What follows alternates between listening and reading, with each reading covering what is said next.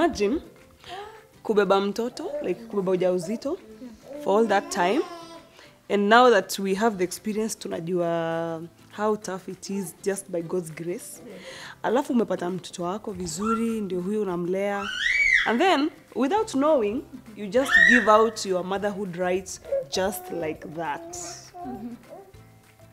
Ivo. Unapeana mtoto ama?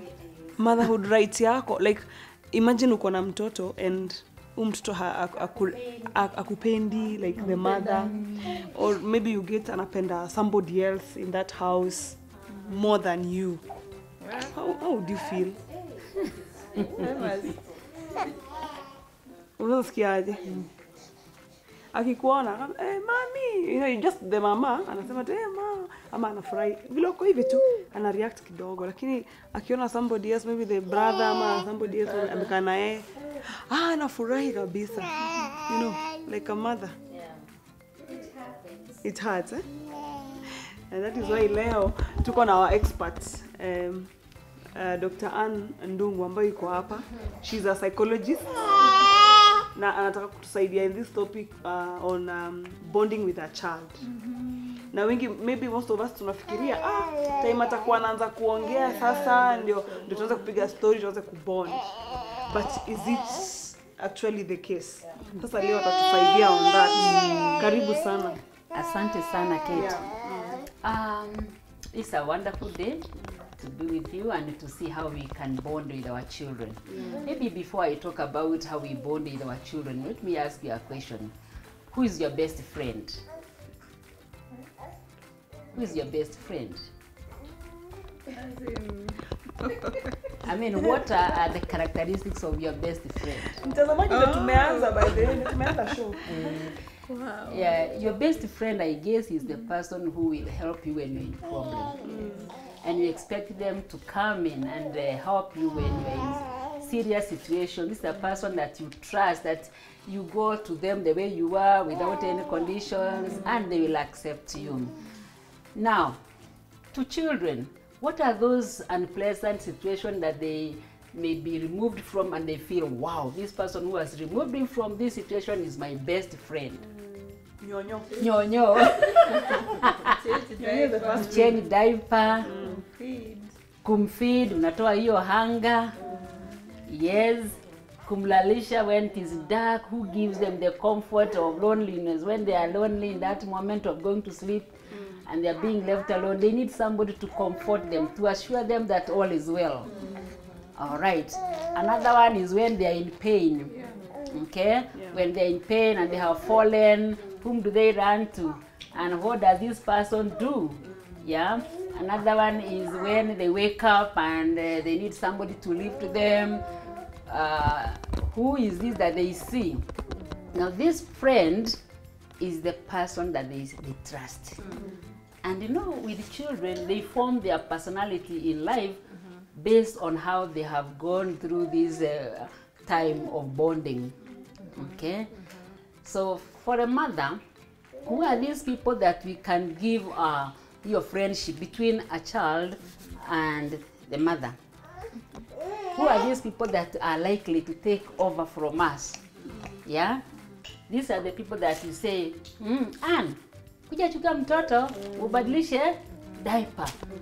Okay, so this baby learns, Anne is my best friend. Anne, chukua mtoto, mpe chakula. Chukua mtoto, ananisumbua. Oh my goodness. Mtoto ananisumbua. So when this child is restless for whatever reason, you as the mother are supposed to come in and help them. Feeding, taking them to bed. Okay? Now, you have a bond by nature of the way women, the role women play in birthing. Okay? Kuna hiyo ya kuzaa na mtafuta mko pamoja. That should continue. Why should it continue, that bonding? It's because this is what forms the environment, the first environment of a child. This is what is called the holding. If the holding is not consistent, if the holding is not trusted, if the holding is not kind, this child will start learning, maybe I'm not good enough. Maybe I'm not good. For example, when your baby cries, you know, what message are they communicating to you when they cry? I'm tired, I am hungry, I'm hurting, all is not well with me. So they expect a response. The response that we give, is very important. They need a consistent and caring response. Like you come, what is it, baby? I hear you. Come. What is it? You check. Is it diaper? Is it a temperature? Is it hunger? You want nyonyo? So when this child sees that you heard them and you responded, you checked what was the issue and you addressed, they start developing trust. And they start with themselves. They learn, oh, so my crying makes what? Sense. When I cry and the message I communicate is understood, so I am valuable. I can make sense. Anaanza kupata that even at this young age. Earlier than this. Earlier than this. You see, when she cried, you got the information. Something needs to be addressed. So when you came and you addressed that, and this person looks, I know she kept looking at you. And you are the same person who came in the morning, in the afternoon, so there was that consistency. So you created a bond. And when she cried and you came, she learned, wow, what I say makes sense. So my crying makes sense. If you don't come, she will even stop crying. Anaumia too. And I say, even my crying does not make sense. So analia mpaka nanyamaza. So ananyamaza tu. Not that the problem has been solved. Yes. Ni vile tu amejiwa, it doesn't make sense. And with the time they learn, I think I cannot even trust anybody. If I cannot be trusted, I'm not good enough. And these people cannot trust or cannot even understand what I'm saying. I think this world is very unpleasant, and even when I grow up, I will not trust anyone. That is what is running in their minds. Yes, at this early age. Gradually, unconsciously. So they learn not to trust anybody, not even to trust themselves, not to trust the world. So, and not to bond.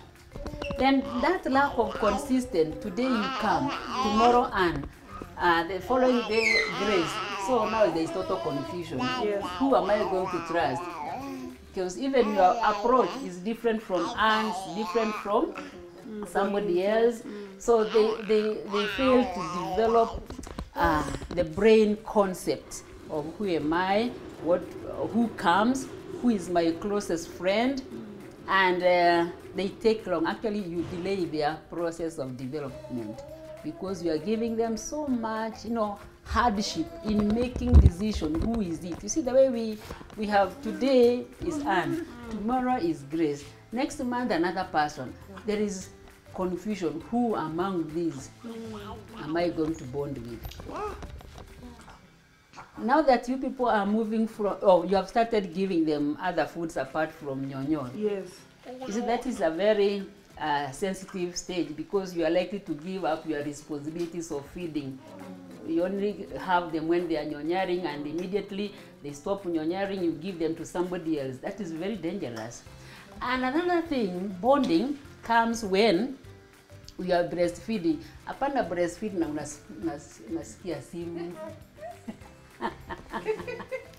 Oh, you are talking a story, you na chat. You see, when they are breastfeeding, they keep looking at you, they keep drawing your attention, and you are not paying attention. They realize, it doesn't make sense. Maybe I'm not good enough, and I should be careful with this person. I will not bond with them very strongly because they even don't have feeling for me. All right.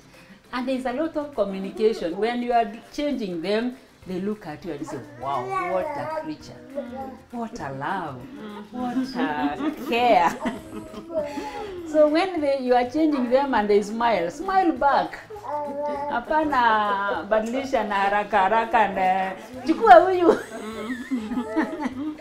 So you will not bond, and they are likely to create another object. No, you are an object of care. If you don't give them, you don't create time for them, the other person is the one they will bond with. And this will continue until when they are adult, you will try looking for a relationship with them, hutapata, because you failed to make it now. These are the formative days. Very important, very important. Yeah. And you would like them to tell you their secrets.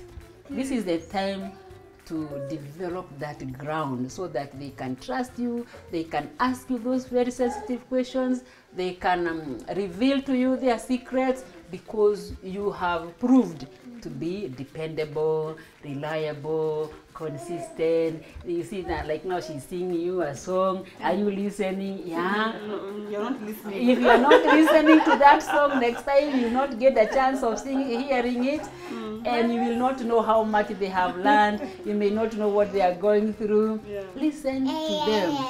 Create time. Yeah. Akisema hivyo, say, that is nice. Answer back. Yeah. It's beautiful. Oh, that's nice. Yeah. But it can be so engaging and so.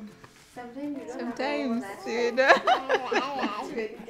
If you don't have that time, you look for it later from them.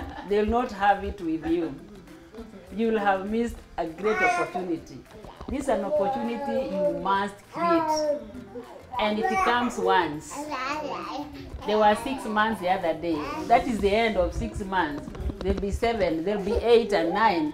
So if you don't make the best out of every stage you are, you'll have missed it forever. Yeah. Kuna kitu umesema ati mtoto akilia alafu achukuliwi saa hiyo. You know mothers out here huwa wanasema ati unamtrain, wacha kalielie kidogo. Kalielie kidogo. Ama ukimchukua unamspoil. Tunamspoil. Akiwa this young, mchukue. Listen to what they are saying. If you are sure that everything is right, then you can let them for some time, because also you need also to create a balance, that they do not become so dependent on you. They can develop that feeling that mom has gone out, mom is doing something else, but before long mom will come back. Okay, so you give them a few minutes. If all is well, then you come and you pay attention, but not just ignoring them and you don't know what has happened. Acha atengeneze sauti. Ati mtoto huyu ni stubborn. There is no stubborn child. It is the environment that they are given that makes them maybe very hard to relate with, or very dependent, or they decide just to block. So if you give them that environment where they feel understood, supported, cared for, recognized, they will grow, and they will also be able to manage their own lives. They will also be able to know what are the boundaries in life. Like, let me talk about washing your child. Today you wash your child, tomorrow you give somebody else, the next day somebody else. What are you telling them as they grow? That there is no boundary, there is no privacy with their body, and anybody can touch them, anybody can touch any part of the body. And if they grow that way, they will have no boundaries of protecting or privacy. These are people who can do anything. Okay. Another thing that you need to know about children is how to train them. Poti, bado hamjaanza hiyo. You train them with a lot of love and care. Si ile ya kuonyesha pupu baya. So when you show them they will hate themselves. Yeah, they'll hate themselves because I do bad things. I do bad things, so I'm not good. And these are the people, when they grow up, they don't want to speak. They don't want to say anything because they don't like to make mistakes. They become perfectionists. Very difficult people to deal with. Okay, these are people who, when they organize their sitting room, hata utajua utakalia wapi. And they have a lot of chances of becoming stressed in life, because in life there is no perfectionism. So they will suffer a lot. But at the same time, if they stay with the poo for a long time and you don't change them and they stay hivyo, wanajua life ni namna hiyo. They develop a don't care attitude. Okay. So hata akinunua nguo hawezi kujua kutunza, anakuwa tu chaotic. Ni mtu tu hivyo tu, unaona vitu vyake ni very disorganized kwa sababu alilearn kukaa na uchafu. It's okay, it's part of life. These are people who are very disorganized even in their workplaces. So you need to create a balance. You create a balance. Poo is okay, you remove, but it's okay to do that. Good. Then you clean them. And then you see, wow. So it is okay to go through some of these unpleasant situations, at the same time do what? Clean. So they learn to balance. These are the people that enjoy life, and of course when they grow up and they see how you have been supporting them, they'll be your great friends, because you never showed a lot of negativities in them. At the same time, you never neglected them to live with uncleanliness, don't care attitude. So you will be their friends. They will tell you whenever they are in problems and they want to emulate your way of doing things. Maybe let me talk to about mothers, when you're working mothers, and maybe wale wanatoka maybe hakai na mtoto like from morning to evening. So and you find that hapo katikati mtoto anastahili kukula, and then there are people who bathe their children, I think twice a day, maybe saa 4 alafu tena jioni akitaka kulala. So in that case now, what do you do to ensure that your relationship is not interfered? Yeah, it is good to note that anytime you are there, you do your part. Okay, because there are some who will go to work, leave the children the whole day, and when they come back, they don't take the role of parenting. They still leave their children with other people. At the same time, of late, we have organizations that have considered and have learned that it's important for mothers to bond with their children, and they have provided spaces for children so that mothers can go to workplace with their own children. There are also other organizations that have made arrangements so that you can go home at 11, go back to your place of work, come at 3, so that you have time to feed them, you have time to wash them. And for those who are not able to get that, they can create balances. They know how to do, they manage. By the time they leave in the morning, they wash their babies. You don't have to be washed for.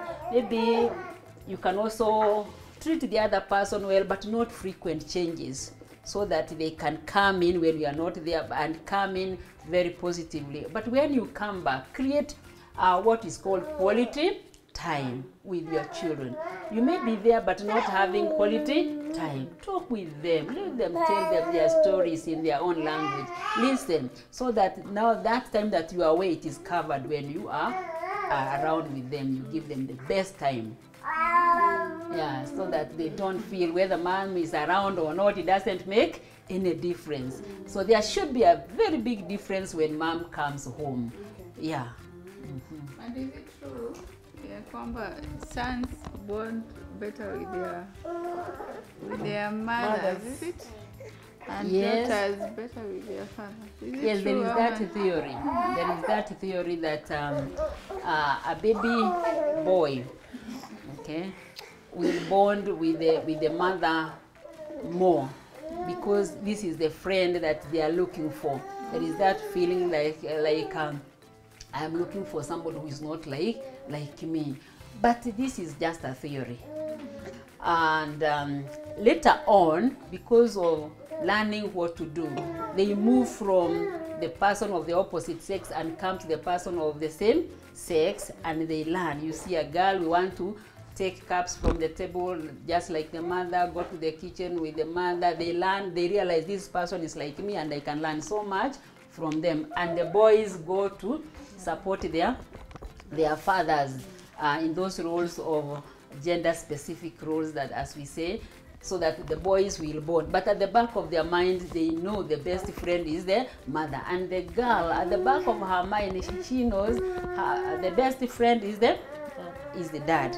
Now something else, when we are bringing up our children, the mothers are the coaches to their daughters. Do this, okay, this is what you did not do very well, do it, okay? So you see, when you are a coach, you are not very kind because you are likely to see the negatives. So the girls may not really like you because you are likely to see their mistakes.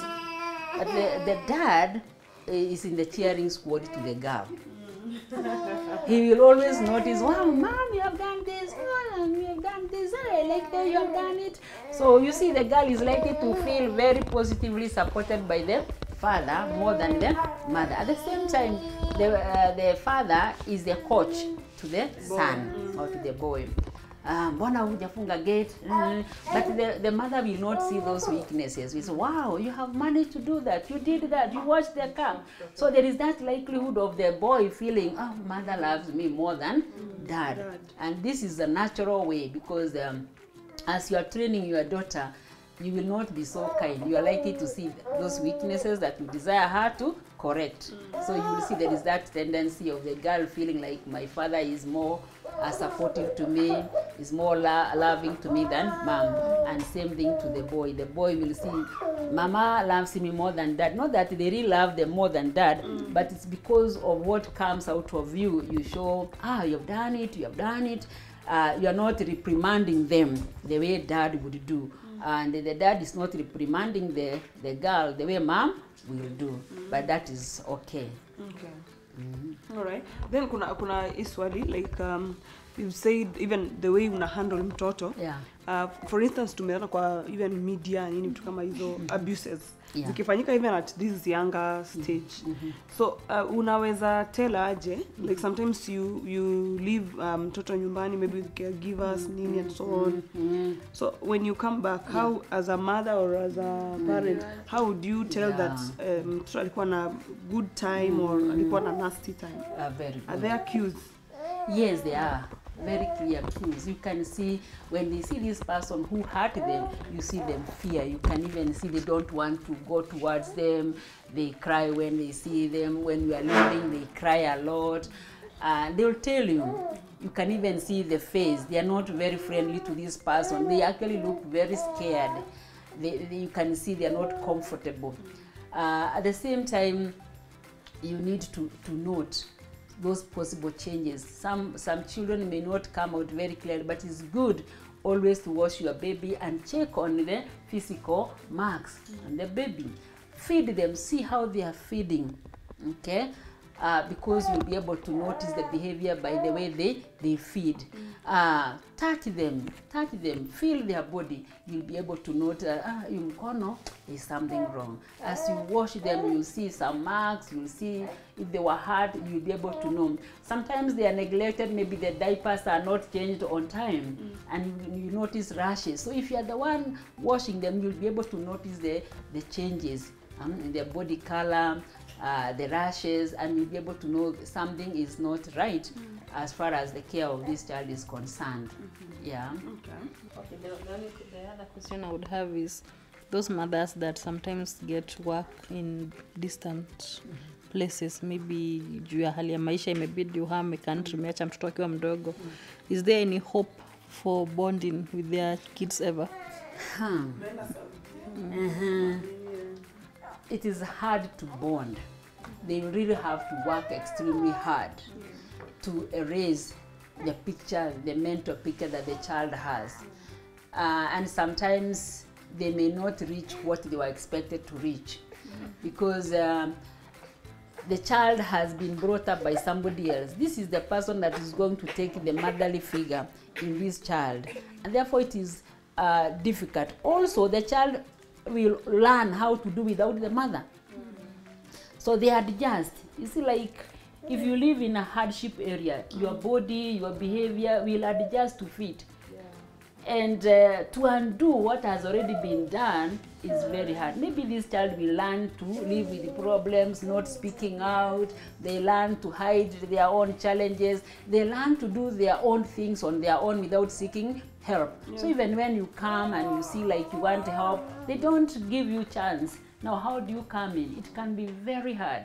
I'm not saying that it is impossible, but can even be very traumatizing to the mother. Alright. Yeah. Yeah. And then kuna issue ingine like let's say maybe you can talk to, now because we are talking to the whole family, we have maybe especially men, they are living far away, like na watoto, they are not there every day. Yeah. So mtu kama huyo now, will the bond be affected? And like atafanya aje, like, and you know life has you have to go and go out there and fend for your family. Yes. Yeah. Yeah, they have to, but these are now the consequences of being away. And this is where we have to have a balance, economic power and your relationship with your child. You see, children grow in stages. We achieve these milestones at different ages. So when they have gone through this period without their father, what the father was supposed to develop in their mind at that particular age, if it never grew, it will be very hard to develop at another later age, because every age has what is meant to be learned. Okay. So this father will come later and join, work very hard. Actually, will work much harder than the father who was always there. And as we have said, even in mothers, the bond may not be strong. The bond may be there, but very weak, because unconsciously this child knows this person can go anytime, just like he had gone, and therefore I should not totally commit myself to him. So there are some gaps that will never be filled, and even if they are filled, it is very easy to break, because there is that registered memory that this person never came. And when this person was away, there was another object that came in. Watching TV, so that the TV becomes the person who gives them attention. Yes. Wow. And what if you have like in my case, you have 3 children, and all of them want your attention. You have a 2-year-old and a 10-year-old. So you find the 10-year-old has found ways of he's either he cannot survive like that. He's either watching something, or if that goes off, he's on the phone. If that goes off, he's on the tablet. So how do you balance that, giving them attention? Now let me ask you, whose mother are you? You are the mother of all of them. You are the mother of the 10-year-old. You are the mother of the 8-year-old and the 2-year-old.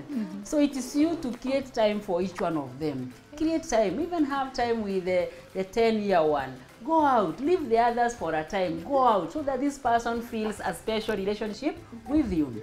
Okay? And next time you make arrangement, today I'm going out with so and so, so that they feel you have time for them. Even in the house, there is what you are doing with your 2-year-old, there is what you are supposed to do with the 8-year-old and the 10-year-old. Create time for each one of them. And it doesn't matter how old they are, they still need your attention as the mother, as the father in that house. So we have to be wise and create time for each one of them. And not just time, it is quality time. Listen to them. Have fun with them. Cook with them. Okay? Prepare them for the future by you being a good role model, being there as a teacher, being there as a preacher, being there as their doctor, being there as their counselor. You only need to change the language, because the language you use for this one is not the one you use for the 5-year-old. And you don't tell the other one to go away, because where is he mtoto, huyu ndio mtoto. I will always remain my mother's baby. Sasa ataenda wapi kama si hapo? Even if they have to go, use the appropriate language. Yes, and give them support. Yeah. Sometimes it's not as easy to balance, because now, like she's saying, you have all the ages.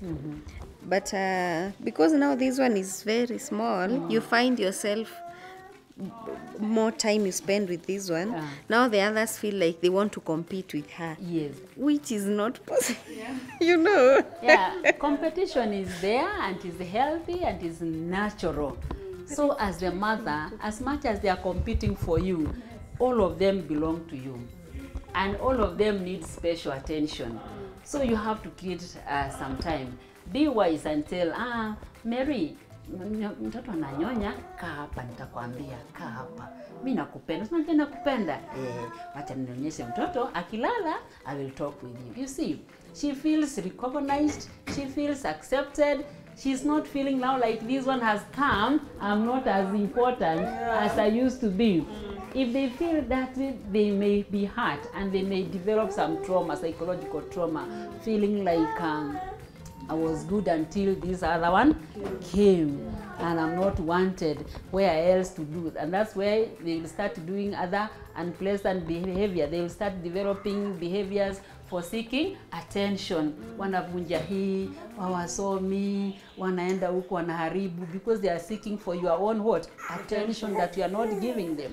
But if you give them attention and say, why you are not going to hold them now, but you notice they are there. Meanwhile, be looking at this book, okay? You support them, give them a role to do while you are breastfeeding, and as you are through, sure enough, keep your word. And now, baby amelala, now kuja uniambie story yako. You see? Yeah. Sometimes sahi wamelala and you want to do something else very fast. Kabla amke, ipige shower, teke nini. Na huyu bado ako all over, you're like, okay. So what a message are you passing by not paying attention to them? Ni mkubwa. Mkubwa, ujitegemee. Ujipange. Sasa akijipanga vilivyo, whom will you blame? Si umemwonyesha, si mimi, utajipanga lakini sina mimi. Sasa hiyo mtoto, si you have disconnected your motherhood. Unataka aende wapi? Is there a way like there's a balance maybe na the father? Yeah, that's supposed to be. It's supposed to be. Maybe ile time uko busy anaenda wanabond na baba yake wanaenda nje, wanakuja, mami umetembea wapi niambie, atakwambia story. While she's telling you that story, you are creating a bond. Yes. So there was not one time that this child felt I'm not accepted. I'm not rejected. Wow. I'm not as good as. Okay. Yeah. All right. So maybe you can just give us a parting shot for our viewers concerning this issue of bonding with a child. Yes. Yes. It's a great privilege to be a mother.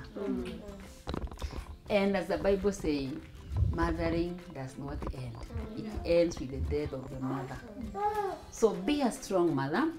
Because if you don't become a strong mother and give the attention that you need to give them, you realize you'll have a lot of work to do, a lot of amendment to do much later. And you may have hurt this child, it may have hurt you. So do your best now.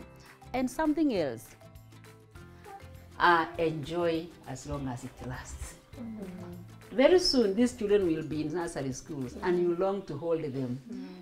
When they will be following you, walk with them out, because at time you call them, Susan, kuja twende, ita fulani. Mami, kuja twende, ita fulani. So you long for them to be close to you, and they will not be willing to be close to you. So do your best now. Enjoy parenting, enjoy it, because it doesn't take long before these children grow up. You are free to do your own things. Eat well, create time, love them. What you give them, you will get it back. Okay. Right. It's a great thing to be a mother. Powerful. Hey! Mmesikia. Mmesikia? Kate nimesikia. Moms and Babies Show, where we celebrate life by walking the motherhood journey together. Thank you so much. Karibu sana. Yeah. Yes. Bye. Kwaheri.